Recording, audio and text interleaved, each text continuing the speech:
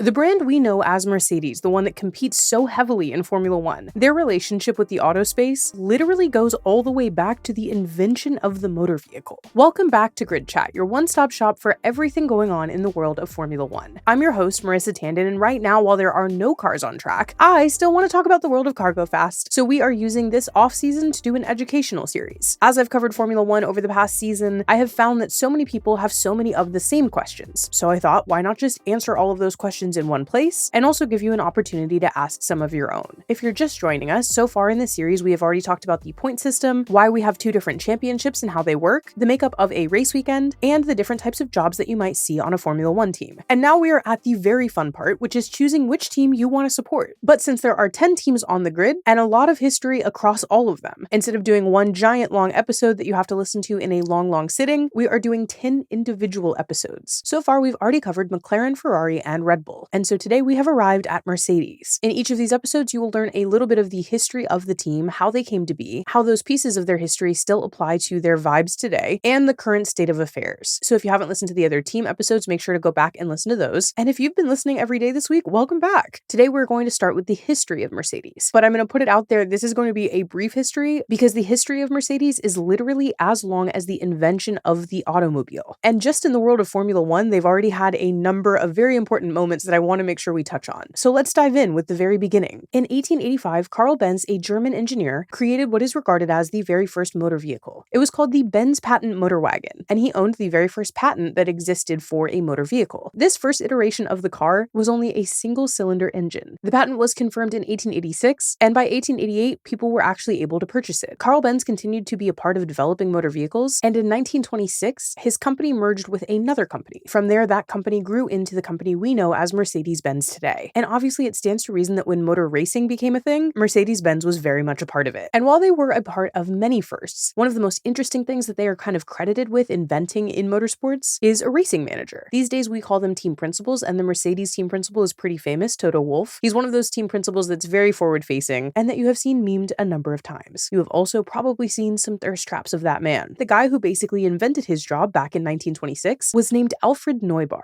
Neubar was actually a driver first, but when he would determine that he was not going to have success with that and wanted to stay a part of this racing world, he created this idea of a racing manager. And it wasn't something necessarily that was received well by those stewards. At one race in September of 1926, the chief steward actually demanded that he leave the racetrack. There was not really this position of someone who was kind of managing these drivers and arguing with the chief stewards at that point. But Neubar kind of created that, which is actually pretty common these days. So much of what we see team principals do is argue with the stewards, try to make their favorable calls for their team. And so I find it very fascinating because it's not just like a job that has always been there. It's actually a job that someone was sitting around and was like, I think I could do this. Neubar was actually in charge of the team from 1926 to 1955. And he's also the reason why the team to this day is still referred to as the Silver Arrows. See, when the team entered their very first race, the car was exactly 1 kilogram overweight. And cars at this time were all racing underneath the color of their own flag. That's actually why Ferrari to this day still races under the color red. Their car was painted white to match their flag's colors. And realizing that the kilogram overweight would keep them from being able to race, Neubar thought quickly, and he had the paint stripped from the vehicle. That actually did get rid of the kilogram and get them underweight. And so when they raced, their car was literally just exposed aluminum. And later, one of their drivers said that it is an honor to race for the Silver Arrows. And that name kind of stuck around. Now, I will tell you there is some debate about whether or not this story is true or was completely fabricated by Alfred. Personally, I think the story is really fun, and so I choose to believe it. But there are some people who said that there was no weight limit at this race, and so there's no reason that they would have had to have stripped the white paint to make weight. Personally, I love a good narrative, but I did want to throw that out there in case anybody's Googling and is like, oh, is this true? To me, it's true. And also to a lot of Formula One commentators and historians, it's also true. So we're going to go with it. And even if it actually was a fabricated story, I think it even shows a little bit of the idea of how Mercedes kind of maintains their image. Everything is very calculated and clean and always striving for excellence. So this idea of the team arriving for their first race, having everything kind of put together and ready to go, having their car perfectly painted, and then finding out that they're a kilogram overweight, circling the car, looking for solutions. Maybe at some point they're like, can we get the driver to just sweat enough? Can we sweat a kilogram out of our driver? And then Alfred, the original team principal, turns around and says, remove the paint. I don't know. I think that's an amazing story. And so it's possible that it was fabricated. It's possible that it was true. But either way, I think it gets to the storytelling heart of Mercedes. Mercedes did not actually enter the Formula One grid until 1954. But in 1955, things took a turn. When they were competing in the 24 Hour of Le Mans, tragedy struck and one of their drivers actually crashed into the barricades, killing 83 people. This is still one of the most deadly events in motorsports history, and they made the decision that at the end of that season, they would be pulling all of their cars from all series. And so Mercedes departed from Formula One as a constructor for a long period of time and didn't actually enter back into Formula One until 1993. And that 1993 entry was not actually as a constructor. Instead, they entered as an engine supplier. Now, this is actually a great time for us to talk about engine suppliers. Even though a lot of teams on the grid are actually associated with car manufacturers, right now there are only 4 different engine suppliers. Those are Mercedes, Renault, Ferrari, and Honda, meaning that Mercedes actually provides engines for other teams on the grid. The big thing about being a customer team versus building your own engine is that teams like Mercedes who make their own engine are able to actually craft their car exactly to their same engine specs. I learned a lot about this actually when I had an opportunity to go into the Mercedes garage at the F1 Las Vegas race. While we were looking at the pieces, one of the things that was really cool is that you can see that the body of the car is 100% able to completely hug that engine, and that's because they're able to design it at the same time. Versus a team like McLaren who purchases their engine from Mercedes is not going to necessarily have the same amount of time with that engine at the very beginning of their development process. There is absolutely a benefit to being your own engine supplier. It makes things a little bit easier for your design team, and there's also a financial benefit to being the team that is supplying engines to other teams. So back to the 1990s. Mercedes enters the Formula One grid in 1994 as an engine supplier. At this point, they are only supplying engines, not racing their own cars. And at first, they start as an engine supplier for Sauber. And by 1996, they are the engine supplier for McLaren. And as the engine supplier for McLaren, they actually do get to win a Constructors' Championship. They take home the Constructors' Championship in 1998, and then also a Drivers' Championship in 98 and a Drivers' Championship in 99. And then we get to the year 2008. Now, depending on how recently you have brushed up on your world history, in 2008, we had a large financial crisis. At the time, Honda was running their own Formula One team, and they very abruptly announced that they would no longer be able to support the team after the end of this season. This meant that an entire factory of people were going to be completely out of work. An entire team would be disappearing from the grid, and with that, all of the jobs that were associated with that team would also disappear at maybe one of the worst financial times that this could have happened. And so Ross Brawn, the team principal of the Honda team at the time, met with Honda and begged them to let him save these jobs. They were planning to just shutter the team, and instead they agreed to sell the team to Ross Brawn for exactly £1. And I do have to stop and tell you, it is not intentional that both of the last 2 teams we've talked about were at some point sold for exactly $1, or I guess a Great British Pound is probably like $1.20 at the time. But nevertheless, I guess a lot of greatness was born from just like having literally the last dollar in your pocket. There is definitely an interesting piece of Formula One history that is repeated, where we see a team get to the point that is just so financially not viable to continue losing that a manufacturer is like, let's just shut it down. And then someone else is like, wait, but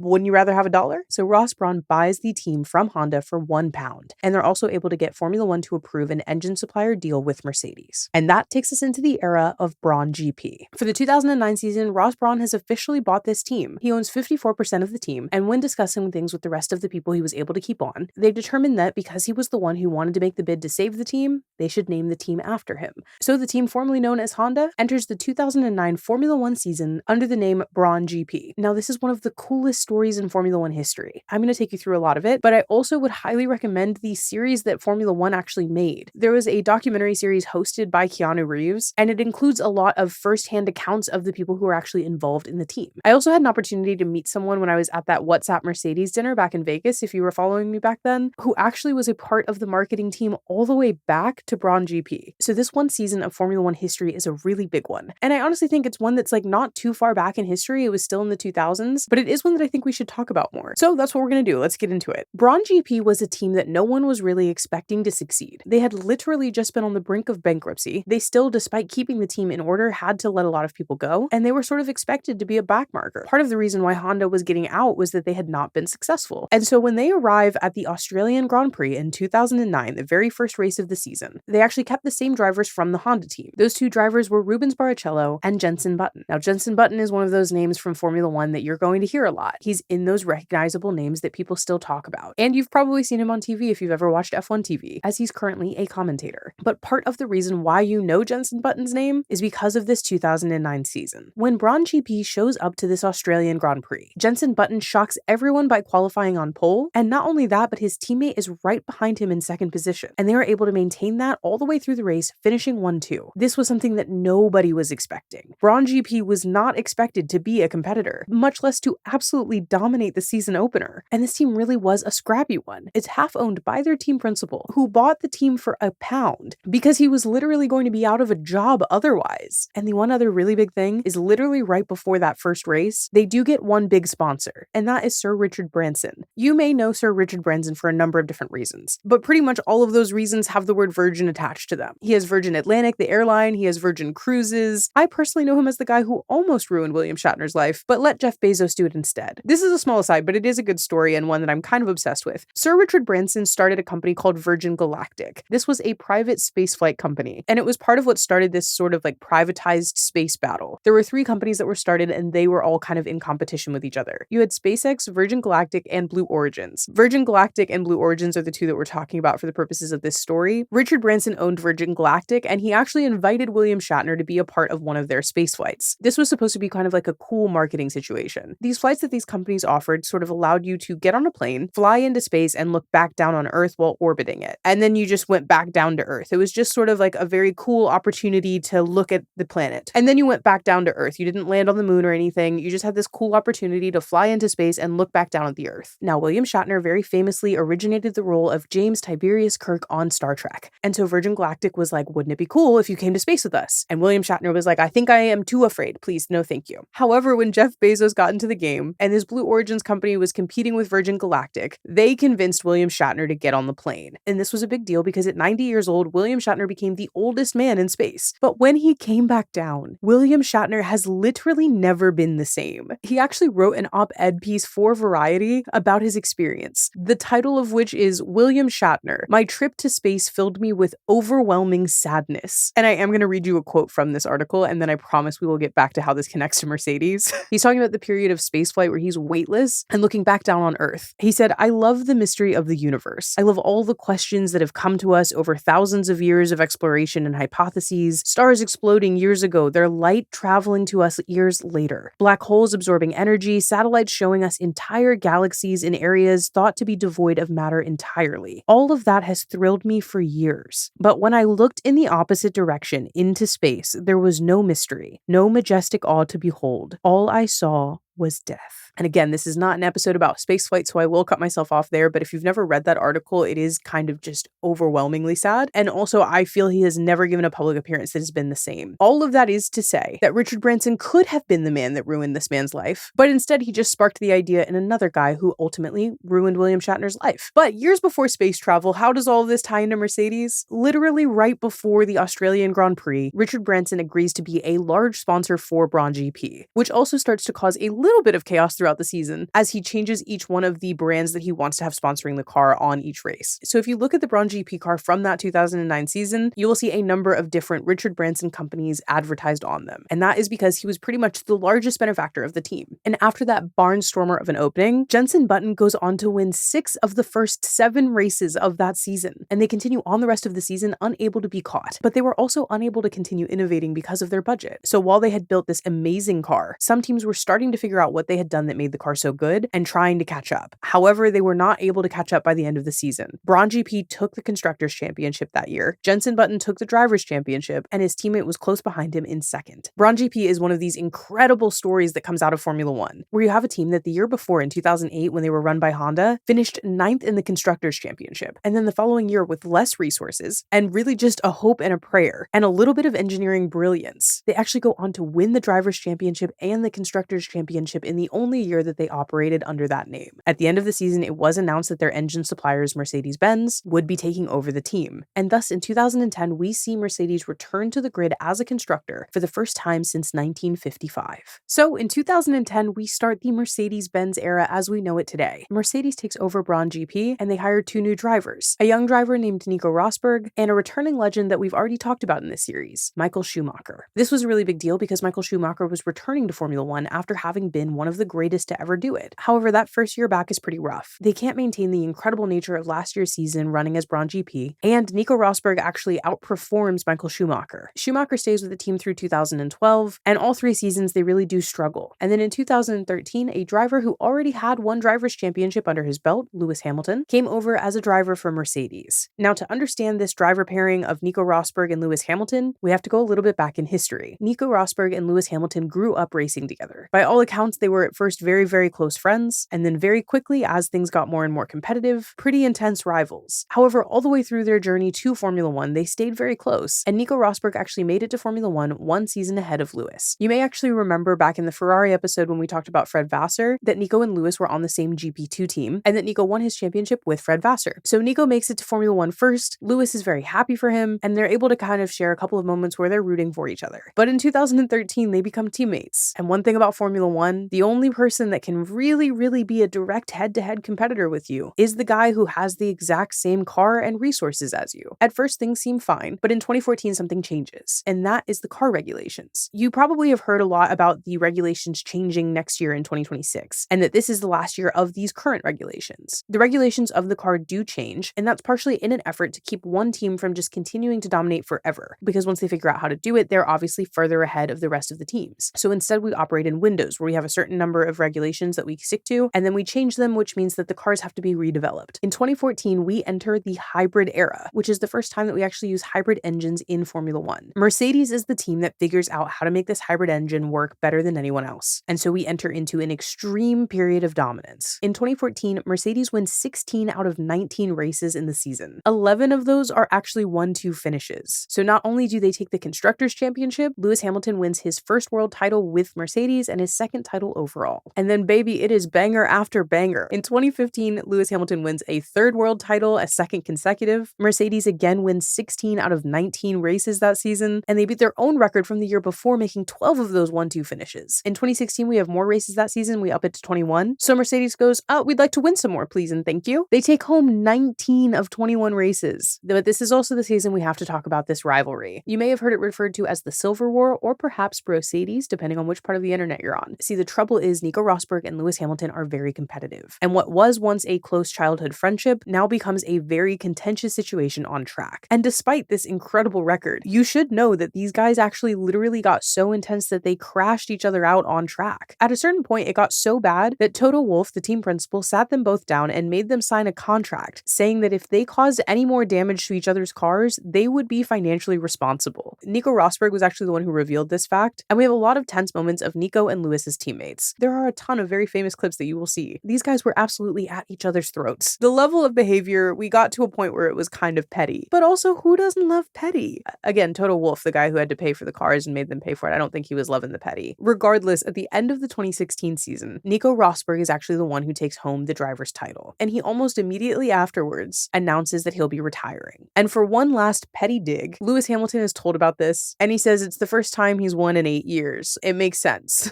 By all accounts, it seems like they have worked out some of their issues now as adults, but it was one of the most famous rivalries in Mercedes history, and maybe in Formula One history as well. It's big best friends to enemies relationship kind of drama. In 2017, Lewis gets a new teammate in Valtteri Bottas, and they do continue this very dominant era of Mercedes. They take the Constructors' Championship, and Lewis Hamilton takes the Drivers' Championship for the next 4 seasons. 2020 marks Lewis's 7th World Drivers' Championship and the team's 7th consecutive Constructors' Championship. And then 2021 is really where things start to fall apart. Red Bull at this point has very much caught up to them, and a little driver named Max Verstappen is getting very good. This is the title we talked about in the Red Bull episode. The 2021 title is very contentious and came all the way down to the last race. Ultimately, depending on how you feel about a call that was made by the F1 stewards, you may feel that Lewis Hamilton deserved that title, and you may feel that Max Verstappen deserved that title. Even as recent as last year, Lewis Hamilton has talked about this decision haunting him and really bothering him, and that this title loss really caused some mental health problems for him. He's been honest about it and open about it, which I find very refreshing in a driver, especially for athletes. I don't think we talk about mental health a lot, and I think it can be a really big deal for athletes that are at this level of excellence. The fall from winning 7 titles, 7 of those constructors titles being consecutive, and being this close to beating Michael Schumacher's record of drivers titles, I think that fall can be a lot worse than we're thinking, especially when we think like, oh, how cool would it be to have that life? The fall is pretty hard even if we can't imagine it. In this 2021 season, Lewis does not take home a driver's title, but the team does manage to keep their constructor's title, and the tides really start to shift here. The team ultimately decides to get rid of Valtteri Bottas and replace him with George Russell. This was a decision that we heard Lewis Hamilton speak against, in that he felt that Valtteri deserved to keep his seat, and the team never really gels again. The last few years have been pretty rough for Mercedes. In 2022, Lewis goes an entire season without a race win, which is the first time he's done that in his whole career. And in 2023, things get pretty tense. And it seems like there's a possibility that Lewis Hamilton is not going to re-sign with the team. He does re-sign at the end of 2023 with what we call a 1-and-1 contract, meaning that he's committed for one season, but there's an option for him to continue for one more should the team and he agree. But it turns out that he ends up having a different offer, because ahead of the 2024 season, Lewis Hamilton announced that he will be going to Ferrari for 2025. In the 2024 season, we do see a little bit of progress, though not much, and Lewis does emotionally break his loss streak by winning at Silverstone, which is in fact his home race. And this past year, like we discussed in the Red Bull episode, we did start to see a tumble from grace from Red Bull, and that's part of where we start to see these multi-race winners, where we see George win a race, and where we see Mercedes maybe have a glimmer of hope for next year. But that glimmer of hope will happen without Lewis Hamilton. So that brings us to the current era of Mercedes. Let's talk a little bit about your team drivers. You've got George Russell, who's been with the team since Valtteri left, and he started his Formula One career in 2019 with Williams. In his time in Formula One, he has won 3 races, and there was a 4th, but he was disqualified for being too skinny. This is a race that happened last season where he won the race, but he actually came in underweight overall with the car and himself. In Formula One, we weigh both the car and the driver before the race and after to make sure that they're hitting those weight requirements. If you don't hit that weight requirement, it's an automatic DSQ, disqualification, and that did happen to George last season. So he would have had 4 race wins, but it's only 3, and he also has 15 podiums. George's strength is qualifying, and that's definitely a positive to have in a driver. George did out-qualify Lewis this past season, and that was a very big talking point quite frequently. However, one of the things that George does struggle with is the actual racing situations. This is something I think we have seen him grow on, and hopefully he'll continue to do so, but very frequently we do see him really perform very well in qualifying, sometimes even taking pole position, and just not being able to maintain that race position throughout the race. This past season in particular is a pretty good example. Lewis really struggled with race qualifying, and George really succeeded in race qualifying, and so we very often saw them starting with multiple cars in between them, George ahead, but very frequently by the end of the race, they were right next to each other. We saw that basically Lewis's strength was the actual race itself, and George's strength was qualifying. Hopefully we'll see him continue to improve, maintain that qualifying strength, and get up into a place where he's actually able to maintain that and convert it in the race itself. With Lewis heading to Ferrari, George Russell's teammate this year is going to be Kimi Antonelli. Kimi is a rookie, and he's a very young one at that. He's only 18 years old, and he actually just got his road driver's license despite having already driven a Formula One car. Kimi is an Italian driver. He's young, he's adorable, and also someone compared him to Tom Holland's Peter Parker, and I have not been able to unsee it. Kimi is part of the reason why we saw Lewis leave Mercedes. Toto Wolff has, by his own admission, said that he didn't want to give Lewis a longer contract because he was hopeful that Kimi Antonelli would be ready to race at a certain point. At that time, he wanted to be able to have the option to choose this younger driver over the champion. And part of that made it very clear that Lewis's position at Mercedes was maybe not that secure. And as we know, he did go looking elsewhere. However, the thing with Kimi is that he's very, very fast, and we're all very, very nervous to see how it all goes. We did see him crash on his very first free practice session. A lot of that is kind of this eager energy to send it, to be as fast as possible and to show off. But sometimes as a young driver, that means you're going to make mistakes. And going too fast is not always the best option. The thing we'll have to see with Kimi is whether or not he's been pushed up too far too fast. But my general hope is that he will perform very well. I do think this first season will be an adjustment point for him, but I also think he does have a lot of talent. And hopefully the pressure of being bumped up to a main team like this will not be too much. I do want to point out that it is pretty rare for a driver to come into one of these main teams like this so quickly. Every driver that we've talked about that was a young and exciting driver that has gone on to be a large champion, drivers like Max Verstappen and Lewis Hamilton, did not come in on championship level teams. Max Verstappen started on Red Bull's junior team, Lewis Hamilton started on Mercedes, and even George Russell, Kimi's teammate, was on Williams for a long period of time. I think the thing that makes people the most nervous about this situation is not just that Kimi is young and fast, but that Kimi hasn't been given the opportunity to get comfortable in Formula One before being put on a high-level team. A lot of times you'll hear people talk about the grid in sections, and so we have this top section of the grid, which is where we're in right now as we talk about these teams, and then there's the mid and the back level sections, which give you a little bit more comfort in being able to kind of mess up before you get started. Kimi's not going to have that opportunity, but hopefully he will be able to rise to the occasion. I hope you have enjoyed hearing a little bit about Mercedes past, especially because they have so many fun little facts. This team is part of a brand that has existed since the original beginnings of cars at all, and so it stands to reason that they've been a part of excellence in motor racing for a long time too. Something that I like is this quote that they have from their founder. To this day, they still say the best or nothing. You may remember a clip of Toto Wolff, if you watch Drive to Survive, of him saying, "We're Mercedes, we don't celebrate second place." And right now, Mercedes is in a rebuilding era, but they do have a very intense desire for greatness. And sometimes that can lead to frustrating decisions. Decisions like Valtteri Valtteri Bottas leaving when it felt like he should stay, or decisions that end with Lewis Hamilton moving to another team. If you're going to be a fan of Mercedes, you should know that they're always going to fight to get back to that winning level, but there's also going to be moments where it feels like they're making decisions that don't make sense. Part of that is sort of a chess game of trying to say, is this era behind us? And if it is, what are the steps we need to make to get back to our next period of dominance? Sometimes, like in this Lewis Hamilton situation, it may feel like they cut that current era of dominance short, that they're not working with what they have currently. But I think Mercedes is a team that looks ahead. And so right now, I think they are trying to figure out how to make that ahead look like winning championships again. And we may see that change come just like it did in 2014 when we have the next regulation change. That's when we will most likely see Mercedes be able to start fresh, which will be in 2026. I hope you've enjoyed hearing about Mercedes today, and I'm curious if you are a Mercedes fan, if you're changing your allegiances after Lewis Hamilton left, or if you've decided from this episode that Mercedes might be the team for you. Let me know any of those things because I would love to hear kind of which teams you guys are starting to pick as we're going through them. Or if you already have a team, feel free to let me know that too. If you have any questions from today's episode or any of the previous episodes so far, or just any questions about Formula One in general, you can send those questions in a number of ways. If you're watching this podcast on YouTube, you can leave the questions in the comments down below. And if you're listening to this podcast elsewhere, you can either go to YouTube and find this episode, leave your questions in the comments there, or you can find me on social media at Marissa Kumari. I am on TikTok, Instagram, and Threads under that username, and you can send your questions in via any of those platforms. Your last option would be to join our Discord server. During the race season, we actually use that Discord server to watch the races together, which is very fun, especially on the races where it's